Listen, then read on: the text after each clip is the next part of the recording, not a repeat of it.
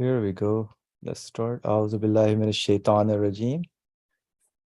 Bismillahir rahmanir rahim. Alhamdulillahi rabbil alameen. Rabbi shrah li sadri wa yassir li amri wahlul 'uqdatam min lisani yafqahu qawli. Waj'al li wazira min ahli Haruna akhi ushdud bihi azri washriku fi amri kay nusabbihaka kaseera wa naskuraka kaseera innaka kunta bina basira. ربنا آتنا في الدنيا حسنة وفي الآخرة حسنة وقنا عذاب النار ولا حول ولا قوة إلا بالله العلي العظيم وصلى اللهم على محمد وعلى آله وصحبه أجمعين والحمد لله رب العالمين. All right, welcome friends. We will start kind of a new section in the rays, the 15th ray, which is called a Damascus sermon that the author wrote. This is an introduction to the Turkish translation of the original Arabic, which he probably gave in Damascus at some point. So let's see, we'll try to extract some of the points from whatever he's mentioning and see how they apply to us right now.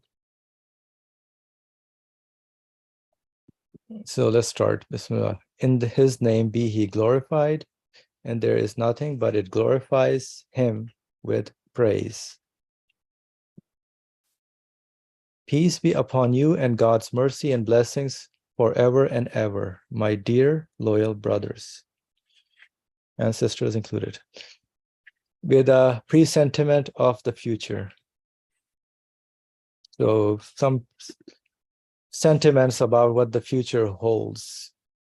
The old side, which is the author's one type of understanding during his earlier years, and then he developed gradually, just like all of us are developing and changing our perspective or realization of the reality of what this world is.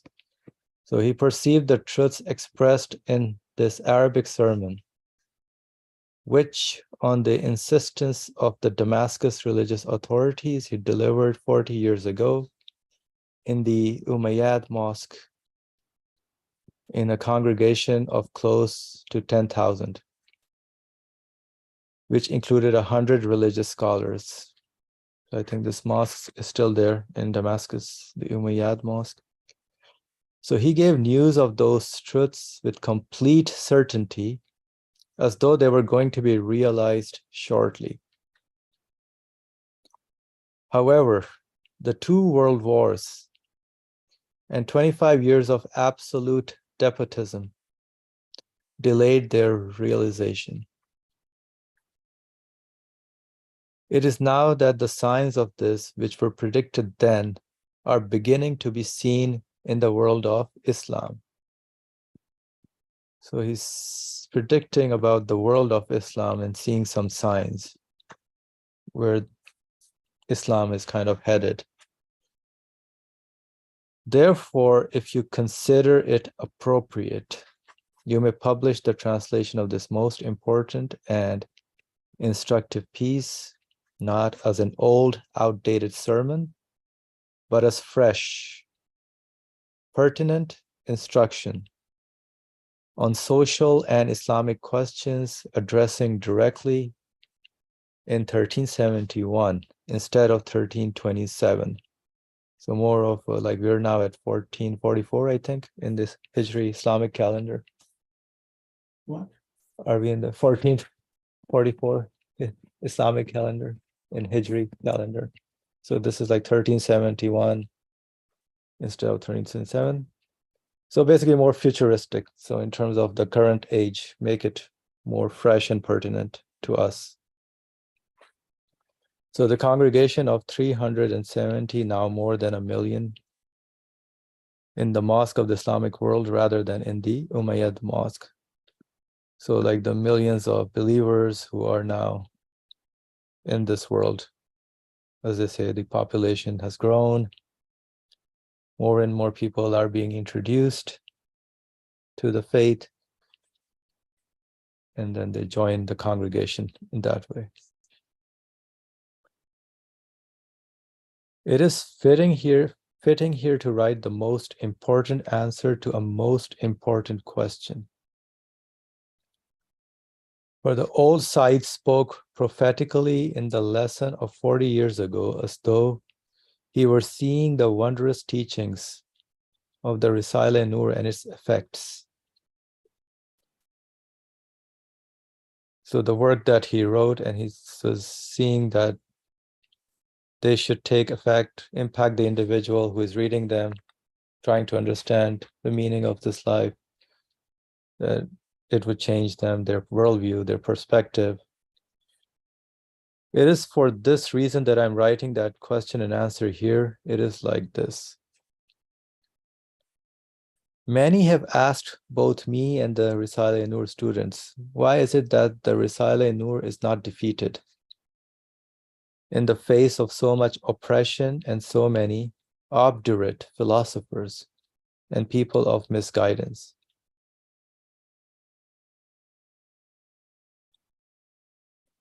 So what is the risale-i really doing that nobody can really challenge it, just like the Quran? No, it's very difficult, like you cannot challenge what the meaning of existence is.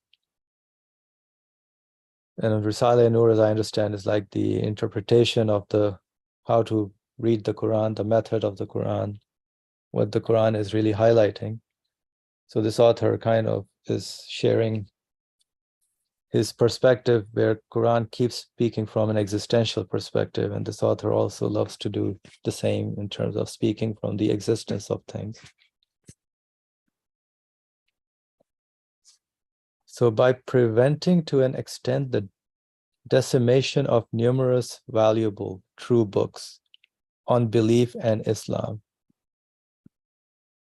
So belief is not, in this day and age, is not something that is really prevalent or like there's no really, you can't find many scholars who talk about belief. The most you can see is maybe about the spiritual side, how to calm your feelings, your senses, but really that connection with the Lord of the universe in each and every act, everything that we do, that gradually develops into belief of a human being. I mean, in many of the khutbahs, if you listen, if I listen to them, I don't see any much about belief aspect, but more on the practical side that is shared. Or even if they mention the verses, they only mention about the practical applicability of how to live, but not to engage the feelings, to submit to the Lord of the universe. So many of those true, numerous, valuable books were kind of not shared or were not made available. So they were hidden. So that's why this author's work also had to be secretly shared when he initially started. So, and by means of their worldly pleasures and vices, they have deprived many youths and others of the truths of belief. So the truths of belief is lacking. But the most violent attacks, vicious treatment, lies, and propaganda have been directed at the risale-i, this author's work, to destroy it and to scare people away from it and make them give it up. Despite this, the risale-i has spread in a way never seen in any work. 600,000 copies of its treatises being written out by hand with unflagging zeal and published secretly. How is it that it causes itself to be read with such enthusiasm, both within the country and abroad?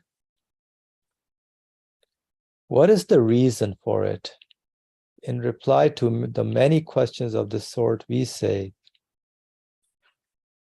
of course, what the work is, being a true commentary on the all-wise Quran through the mystery of its miraculousness. So it's the Quran which is the miraculous and this is a commentary on that aspect of the miraculousness of the Quran. The risale-i Nur demonstrates that in misguidance is a sort of hell. So in misguidance, one feels in this world also a sort of hell in this world, while in belief is a sort of paradise. It points out, so this commentary on the Quran points out the grievous pains in sins, bad deeds, and forbidden pleasures, and proves that in good deeds and virtues and the truths of the Sharia are to be found pleasures, like pleasures of paradise. So even if you are practicing what is called the Sharia, your prayers, fasting, there should be a pleasure of paradise in each and every of those acts of Sharia. So everything that we are doing, whether we are walking, eating, sleeping, has to be a pleasure of paradise if we are connected with our Lord. In this way, it saves the sensible among those who have fallen into vice and misguidance.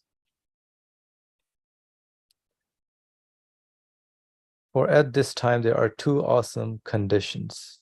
So he's going to describe two conditions. But before we go into those conditions, I will pause for this introduction to this sermon and hear Brother Ali.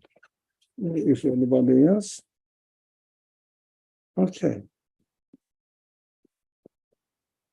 The last bit, of course, we understand that risale-i Nur in principle concentrates on the results of belief and unbelief on the opposite side, how it occurs in human feelings in this world. And also the author extended this and said, grievous points in sins, not only denial, sins, and bad deeds, and forbidden pleasures, also has in it pains. Of course, the question comes, people seem to be enjoying it. Yeah? Where is the pain? Now, apparently, for example, now, God forbid, generally in the world, this marriage relationship is not based on contract. Mostly, very widespread. So they have boyfriend, girlfriend relationship. They seem to be enjoying it. No problem seems to be. And then they think it is giving freedom. Okay. Not having a contract means not committing each other. It means they know each other, that they are together because of some benefits. Not because they love each other, they are ready to sacrifice something for each other. They commit, promise, whatever the conditions you are in, I will share it, and mutually. That is nikah. This is marriage contract. But if someone doesn't want to do it, doesn't want to engage, undergo the responsibility of commitment, what does it mean? I am with you as long as my interest works. Benefits. Otherwise, bye-bye. How can you trust this man? How much can you enjoy your life being together with this man? It's just that you don't trust the other's gender, the other gender doesn't trust you. Right. How can you really share life with him as a human being? Like an animal. Taking it. Yeah. Immediate satisfaction, also interest. My interest benefits from it or not. The most misleading subject is this. Another misleading subject is tesettur. It means covering. Oh. Covering properly as the owner of our body requires it from us. What does it mean? Exploiting, exposing yourself to others and trying to attract others in one way or another. It means giving an almost open invitation. And your mic is open. Did you want to say at this? Yeah, I did. I wanna ask you a question. I have two questions actually. So the first question is, Yeah, one by one. yeah, First yeah, one. the first question. Yeah, I'm not gonna blast you. So first question is that we started talking about the author of the book talking about belief and disbelief, and I'm trying to understand that we only know something by its opposite, right? So we only know the darkness by the light. We only know strength by weakness. So is it the same case with belief and disbelief? So to experience belief, you have to see unbelief as well, because we learn in opposites. Right. No, one of them, I don't know, of course, what you mean. You don't have to experience unbelief. Just imagine it. That's enough for you. You don't have to experience it. And we have to compare. Right. So if you imagine what it's like to experience unbelief, then you experience and you experience hell here, because by not believing in eternity and believing in the Creator, you would cast yourself into non-existence, which is impossible. And therefore, that's why unbelief and belief can be experienced without having to actually do more than imagining it. Is that correct? People to understand.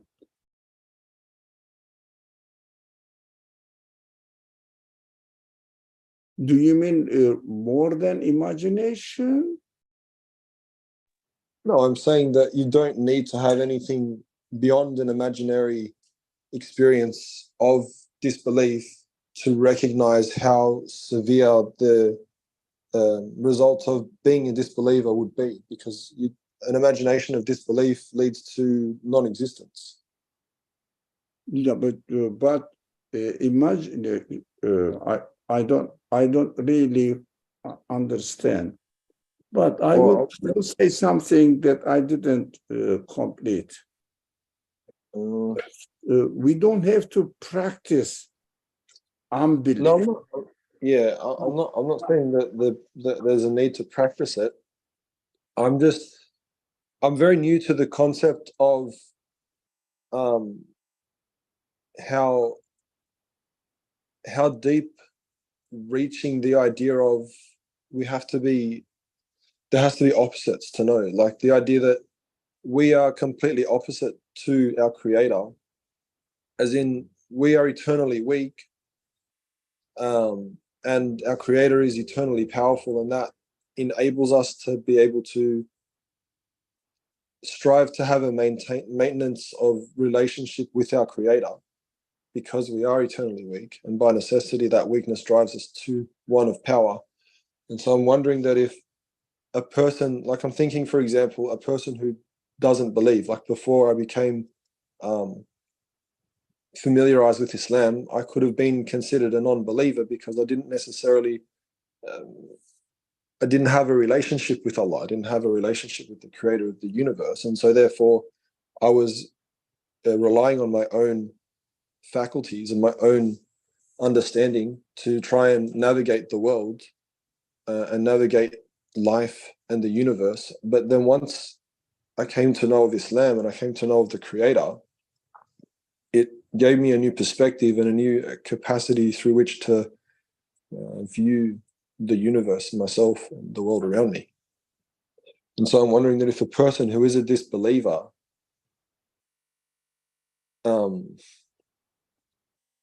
they live disbelief, they live a life of disbelief, but how do they come to recognize belief?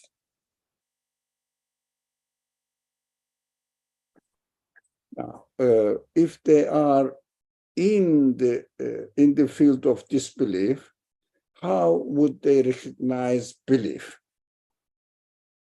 Is it that question?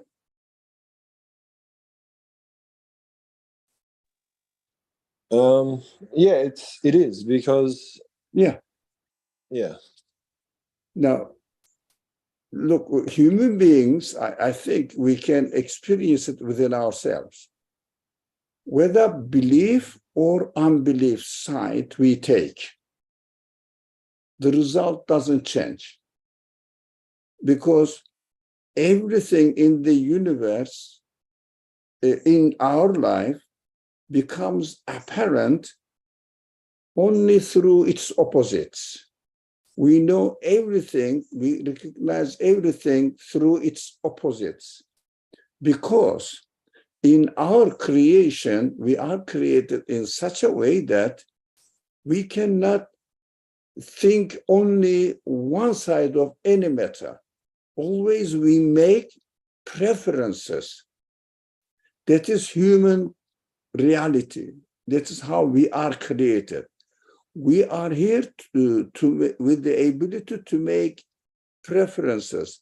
In order to operate this ability, the way we are created gives us always two options. For example, let me start from these fundamental principles of the Quran.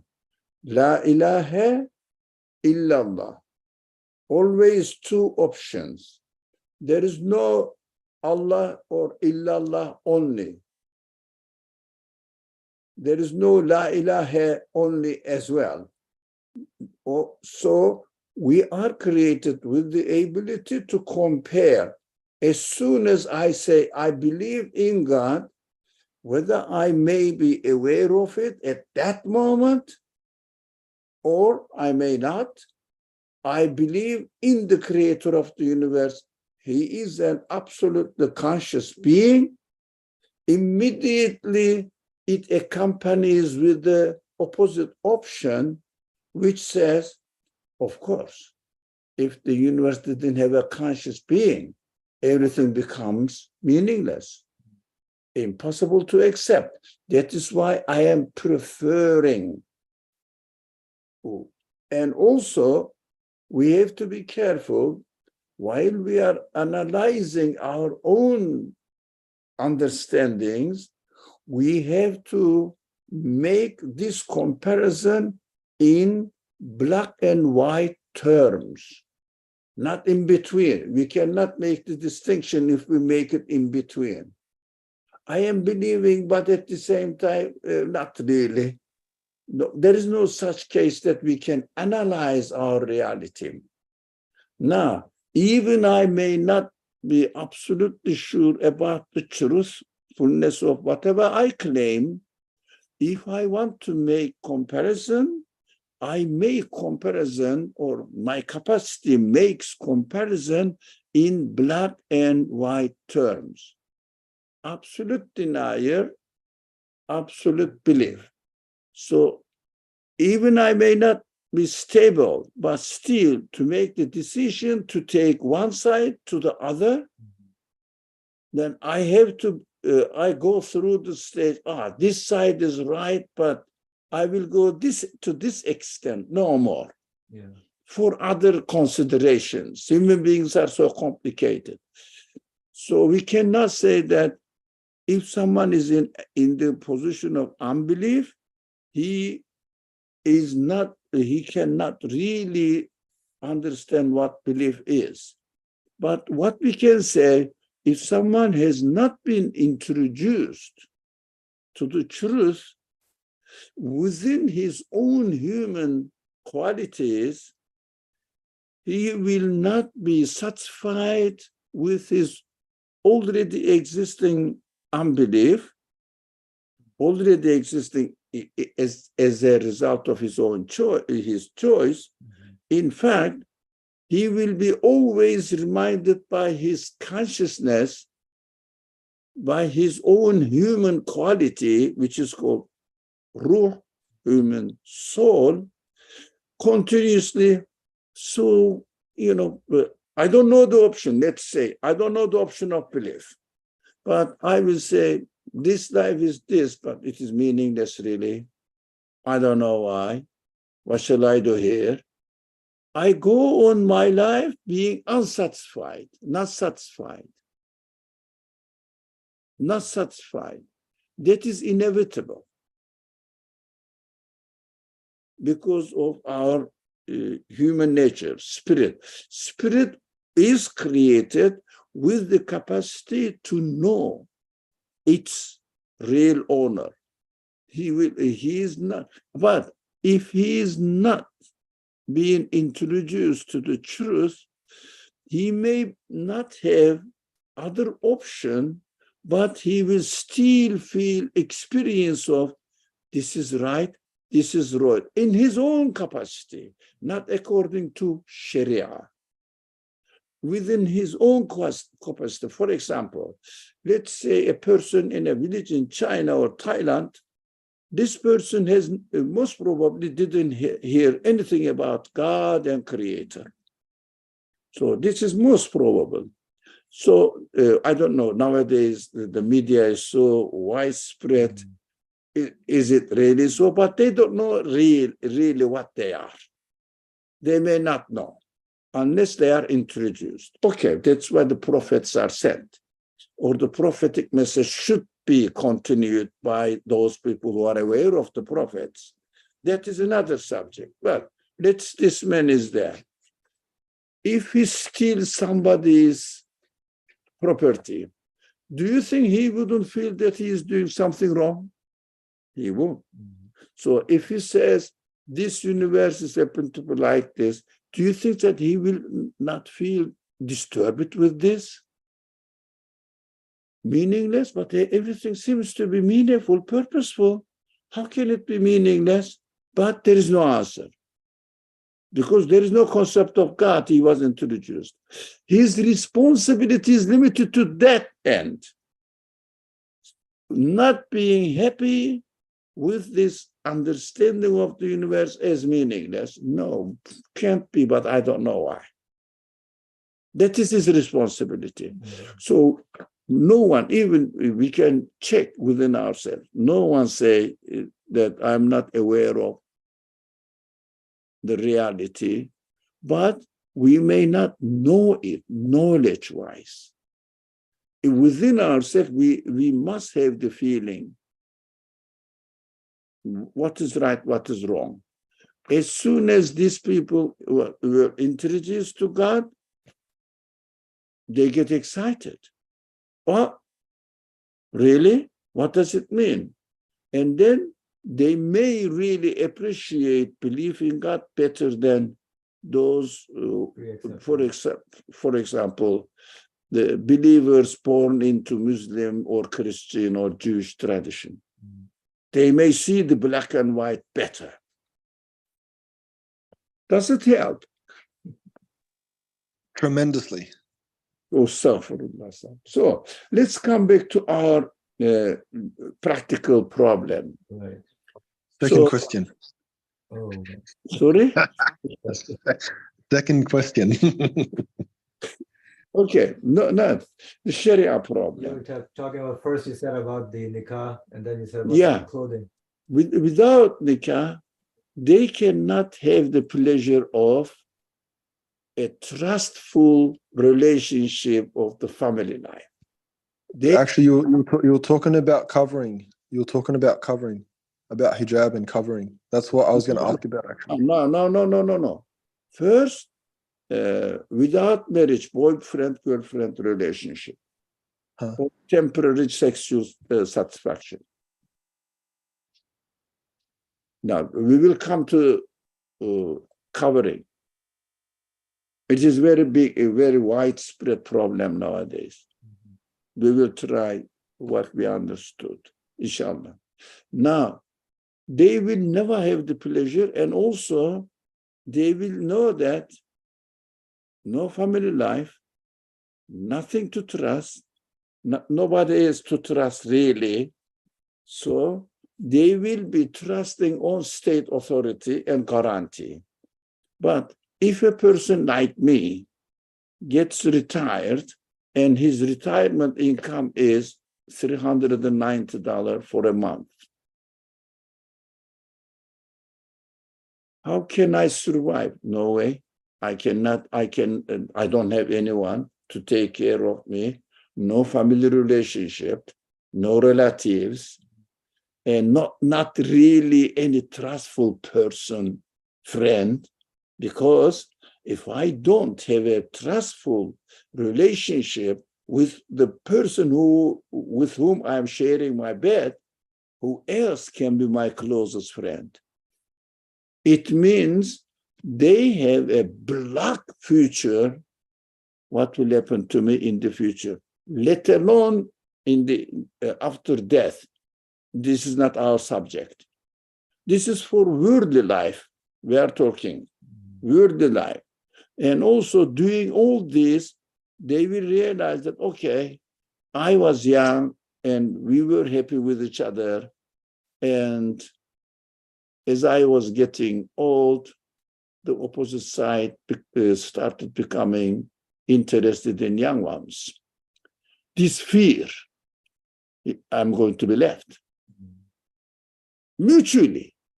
So they will never, ever really experience the pleasure of human expectation. Never be satisfied. But temporary satisfaction will never satisfy human feelings. Just immediate satisfaction with a pain. Why pain? What is the end of it? Okay, it is gone. What happened? It is gone. What happened? Complete disappointment, despair. It is beautifully described. I really love this, and I repeated this example that Nursi, the author of this book, uses. It is like poisonous honey.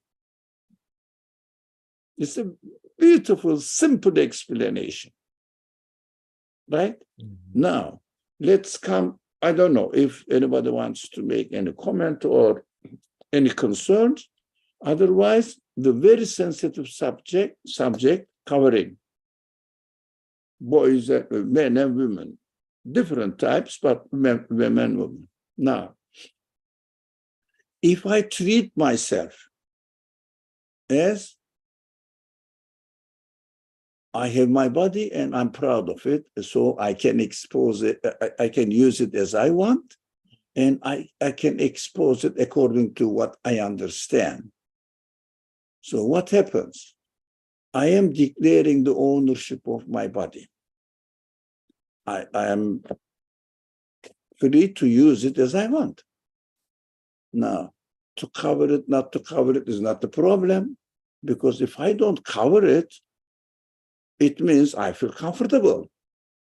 Comfortable for what? Because ego-centered attraction is there. But attraction in what case? Bodily beauty. It means animal side, the beauty of the animal side, without realizing that this person is reducing himself to animal level.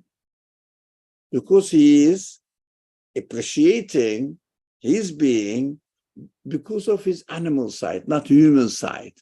What he does, rather than paying attention is human perfection, he pays attention to beautiful looking as the person thinks, boys and girls.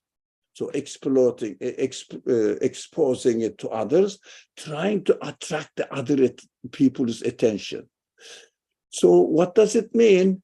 I am living according to the expectations of the other people.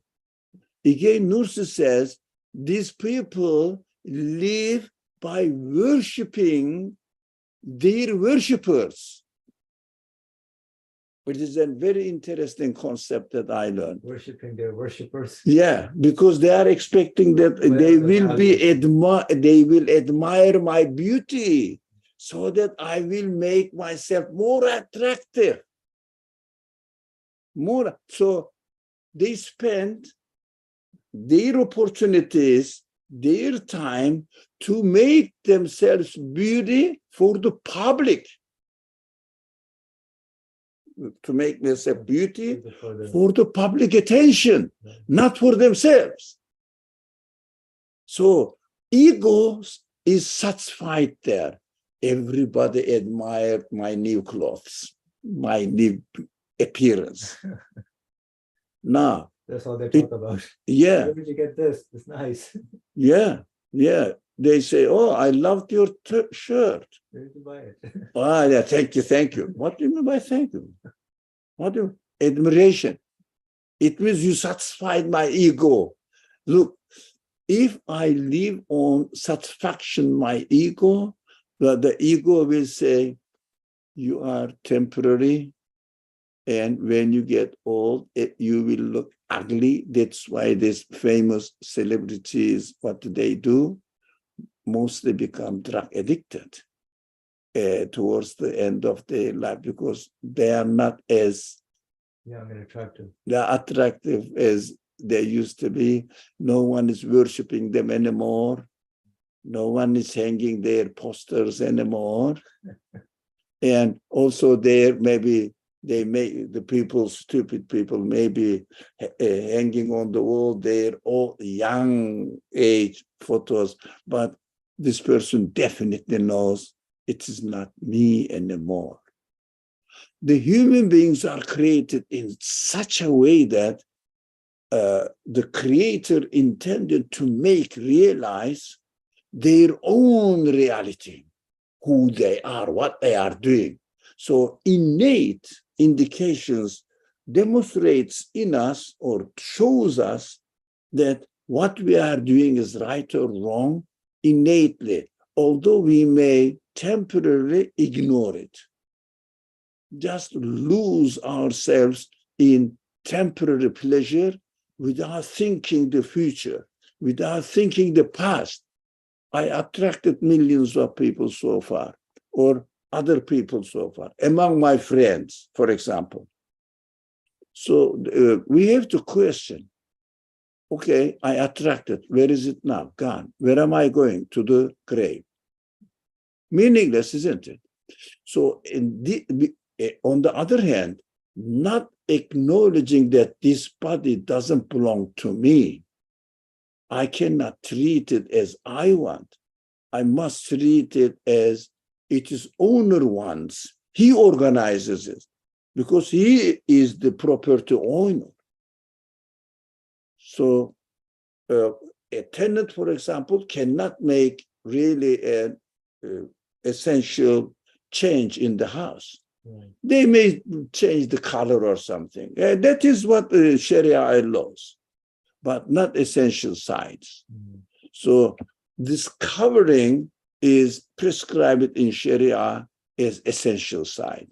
You cannot own it, declare it, that this is my property. Look, I am beautiful. No, you are created beautiful. You have to be thankful to your creator if you think that you are beautiful.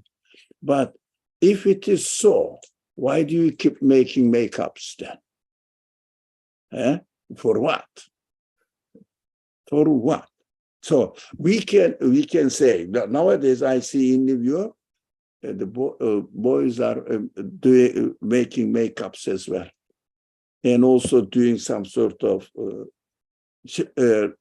let's say women's things. Let's say It is becoming fashion. Why? Because they are not satisfied. They think that this way may be satisfaction. This may satisfy me, may satisfy me. Try this way. Change my gender. Maybe it is more Body art. attractive. Body art that they do. Tattoos. Tattoos, yeah. Yeah. Why? It's a sign of dissatisfaction. Sign of dissatisfaction. How can they say that I enjoy it? It is a sign of dissatisfaction. Why? What are you talking about enjoyment? But human fitrat, human nature, let's put this quote unquote nature, tells us this. When we submit ourselves to our creator, then we are relaxed. But if we don't submit ourselves to our creator, but submit ourselves to the desires of the other people in the society, my friend, I will be worshiping my friends, and I will say, okay, at the end, they will die, I will die. What am I going to be left with? Nothing. So definitely human beings, if they think, will definitely realize without any external information within themselves, they will really, if they sit and seriously, sincerely reflect, they will understand what's right, what's wrong in general. But after understanding that this body doesn't belong to me, because we are speaking specifically about covering, this body doesn't belong to me. After understanding this, then I will ask the creator, the real owner of my body, how am I going to supposed to treat it? That is, Sharia comes to our aid, help. Sharia comes after acknowledging the creator or belief in creator. So if someone doesn't acknowledge the belief in creator, Sharia doesn't make sense. But still it has in it some sort of, how do you say, indications that is right, this is wrong, but we don't know what to do. But this is wrong. So what shall I do? I don't know. Sharia comes there. But I have to look for it. Sharia comes only after belief. What does it mean? We have to, now I am coming out to my own responsibility. I have to fulfill the Sharia rulings with the consciousness of my belief based on it. That is why if Sharia rulings is not practiced based on belief system, this practice of this Sharia rules will be not valid. Not valid, beneficiary for me, or beneficial for me. This Sharia practice will not be beneficial for you, for me, and I will try questioning it. I will try to question it. For example, if I give zakat to charity, saying that I am a good man, and I feel pity, I feel sorry for the needy ones. Yes, that is human. Giving to charity because you feel sorry, it is your satisfaction, your satisfaction. But at the same time, this satisfaction doesn't last. Why? When you have something a little bit missing in your life, you stop it and you turn blind to it. But if you say this property guaranteed by my creator, giving it in the name of creator, I am not being conscious that I am not the owner of this property, and the real owner says, give this portion to the needy ones. I created this in order to enable you to, how to say, to take this transportation. from the richer ones I see. to the To the balance. poorest one. Yeah. To balance. If God created everybody is equal, we wouldn't have the opportunity to take zakat or to give zakat. So the social relationship wouldn't give me the opportunity to taste the pleasure of giving to charity. So that is what God says. I'm going to create some people for you, poor people for you, and show them to you, and I will give you richer. So let me see, how are you going to treat my property? That is why we have to practice Sharia rules with the consciousness of it is base. It means the real owner of this world from every aspect, my property, my body, everything, my knowledge, everything belongs to him. So whatever we use or live in this world, it becomes permanent with us. Why? We realize that it hasn't gone into non-existence. It is preserved by the owner. Owner is permanent one. Owner is infinite one. I went into the details because these kind of problems, although I cannot claim them, I gave a very reasonable, satisfactory answer, but this is the problem we have to deal with, at least for ourselves, and think about it. How much am I conscious of what I am doing? Whatever I am doing, we have to question always this. At least this aspect must be taken into consideration. And then if whatever I said here may not be satisfactory, but let's work on it together. So inshallah, these are the principles that I want to share with you. Thank you. Alhamdulillah. This was good. Alhamdulillah, refreshing. Any comments by anyone?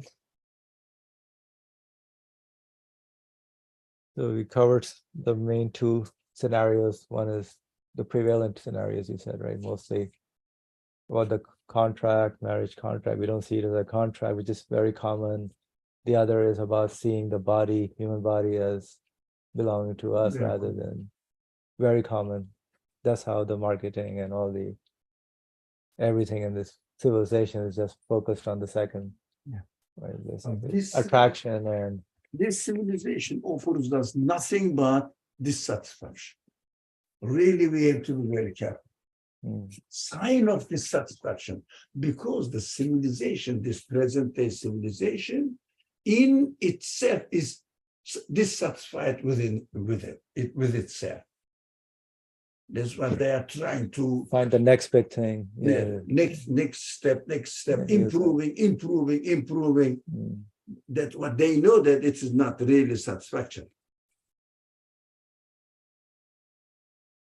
Okay, so and a good refresher on like Sharia is connected to belief aspect. So belief comes first and then the Sharia follows it.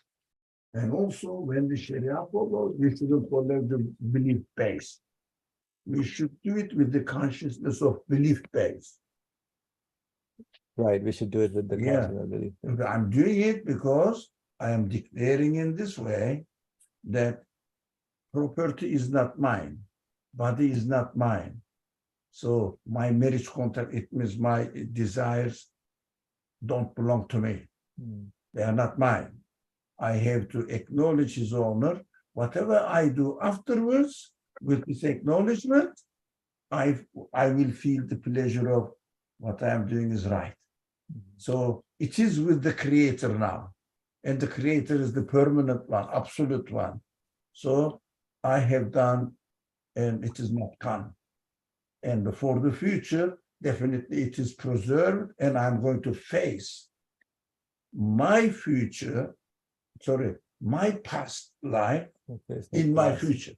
That is why Akhirah is my past. Yeah, I will face with my past. What is recorded of my life? past life Oh, in the world. So don't think that you will have another world. No, you will have yourself there, but in a permanent base. Don't say that today I didn't pray, but past.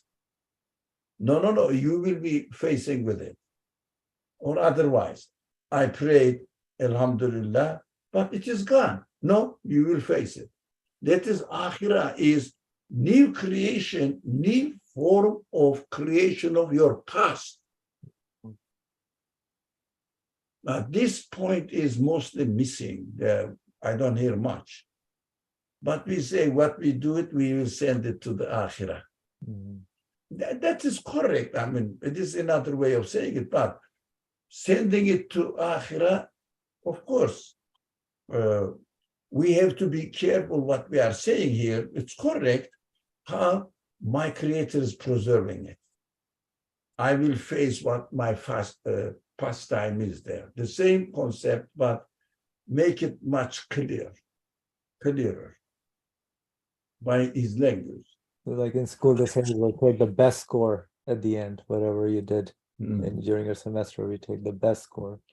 No, Then- it's not this one. Yeah. Excuse me. Yes. But that is God's favor. That God's is favor. different. Mhm. But what I am saying is, I did a good action. I send it to hereafter. I will face that. No, Yeah. it is correct. I'm not saying this statement is wrong, but let's understand in a better way. In the hereafter, I will face my pastime. So I have to careful what I am leaving behind. So it is more realistic. Every moment, what I do is my investment. We will pass. God is preserving it, and I will be created with the reality of my pastime in the world.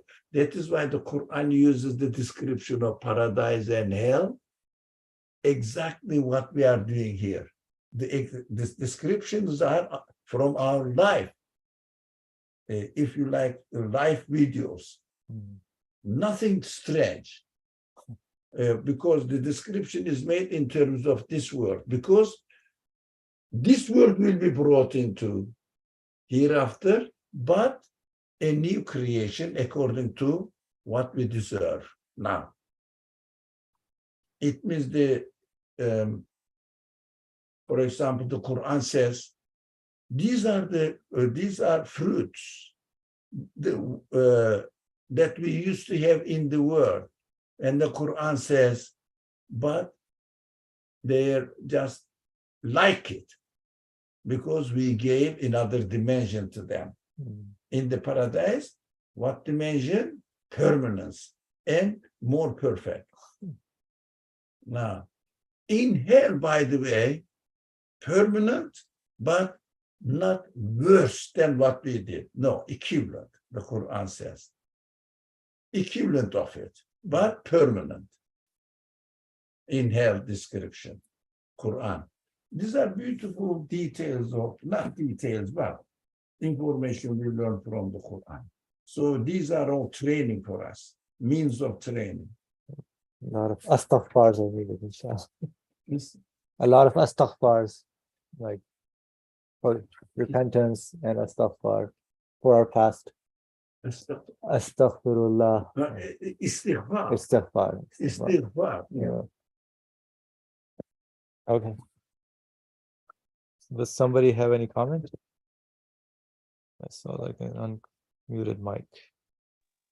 Yeah. So I just wanted to summarize what Brother Ali was describing with regards to how a person can make a decision that goes against, I guess, I don't know, is it a request of our Creator? Is it that He's requesting us to, for example, not to take ownership of our body because we don't have ownership of it. And so therefore, if we decide to display our body in a way that is outside the boundaries that Allah's that the Creator's given us, are we doing that? Are we coming to a conclusion like that because we've taken ownership of our body, and is that as a result of ego only? I mean, there's no request per se from the Creator, but do we own anything in this world? Like everything is created for us, right? In that way. I mean, we have to recognize the ownership, and then what does He expect? We have to understand His message in a way to see what is the purpose behind that. And of course, nowhere does it show that our body is to be exposed or to be advertised in that way. So, Okay. would you like to? Do you have any further comment or? So what would bring a person to conclude that it's acceptable to not be covered appropriately? To be covered properly? To not be covered appropriately. Yeah, so that is a thick matter. Yeah, And, go and ask scholars. Scholars. I don't understand. How's that a thick matter? I'm asking what would bring a person to conclude not to cover appropriately. How's that feel? Not our subject. Assalamu alaikum. Can I jump in for one point? Yeah, go ahead. If I understand correctly, forgive me if I'm not following exactly. Assalamu alaikum, first of all. Assalamu alaikum.